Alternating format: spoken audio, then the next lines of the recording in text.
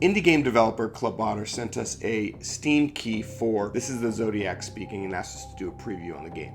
If you're not familiar, the Zodiac Killer is a very famous serial killer who was never caught, who was kind of playing games with journalists and the police, leaving clues. He had this cipher full of like Zodiac and other symbols that they were trying to decode but could never figure out. David Fincher directed a movie that kind of focused on the police and the journalists who were affected by the Zodiac Killer and how they became obsessed with the case.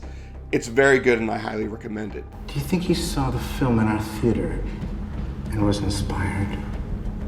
So the game puts you in the shoes of a fictional character, Robert Hartnell, which people who know about the Zodiac might understand what they've done. They've taken Brian Hartnell, who survived an attack from the Zodiac Killer, and Robert Graysmith, who was one of the investigative journalists and a cartoonist who worked on the case. They've kind of mashed it into one person and created a story about his obsession and trying to stop the Zodiac. The same dream again.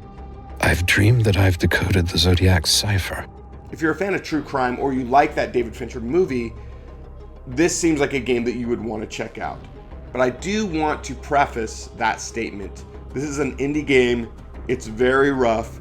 Put your like 80s B-movie horror glasses on to play it because it's got a lot of issues and you better really love the Zodiac if you're going to push your way through, if you can. I'll get to that later. Am I being unkind? The game plays like this. You are kind of like wandering around collecting clues and trying to fill in gaps at the beginning. Then you have a trauma, and then it becomes more about your own memory and sort of the psychoanalysis and solving the case through your dreams. Good evening, Doctor. Welcome. Well, I think that after half a year of our meetings, you're ready for your first live dreaming session. Enough questions for now, Robert. Let's now try to transport you to Riverside. It gets a little convoluted, but interesting. None of the problems that I have with this game have anything to do with conception. The music is good. The ideas are solid. It's all about the execution. First of all, I'm going to say this right away. Don't play it on survival mode. The second mission, where you really have to be hiding from the Zodiac, the stealth mechanics are kind of crazy.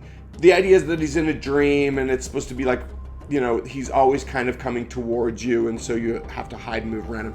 I get it, but the mechanics are so clunky because they've randomized his movement. He'll walk like 2 steps, spin, a step, spin back. It's a little bonkers, like nobody walks around like that, right? The game has a lot of invisible walls. Oh, I'm gonna run around this building and hide from him. Oh, just kidding, that's an invisible wall, you can't go that way. Plus you're getting like caught on like curbs that are this tall, right? So there are a lot of problems like that. If you do the story mode, he's not even there. You just get to like walk around the crime scene and try to solve the case. And that's sort of interesting in a puzzly way. It feels like a point and click adventure with like low stakes, a Myst type thing. But if we think of it like a Myst game, the number one thing you want is quality writing. Hello, boss. Have you seen the news about Zodiac?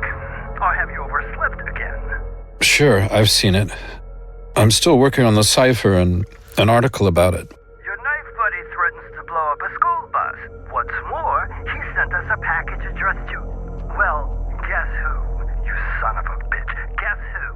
Patrick was at your place, but you didn't answer. You were probably sleeping. Get over that girl. She's left you. That's it. Anyway, Patrick left the package from Zodiac by your door. There's a message written just for you. So move your ass and back to work. I'm going to say this about the voice actor, who I don't know his name. He's doing a lot of heavy lifting because the script is a little rough. You can see also that they skimped a little bit. They're a Polish company, and so they've got some American voice actors for the key roles, and then, you know, the news reporter is Polish, and somebody who's dropping off a package is Polish, right? And that's fine, you know, it's an indie team, they've got a low budget. Speaking of English to foreign languages, the game has bugs. That's just all there is to it. I was going through to kind of see like how many languages they'd done this in because I was interested in I got stuck in French. I couldn't get it to go back to English. I had to uninstall the game and then reinstall the game to get English to come back. I did push through. I got through that mission, and I got to the fourth mission where there was some sort of inverted glitch happening where the light is being inverted. Basically, all of the darks have gone stark white, and you can tell that because the window, which would be white, is completely black, right? I'm hoping that on launch day, they fixed a lot of these problems. Even with a huge patch that fixes all the issues I talked about, I don't think it's a game that I want to return to.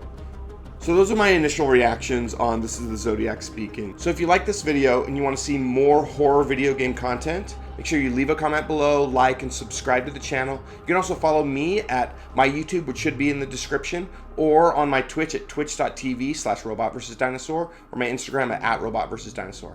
Thanks a lot.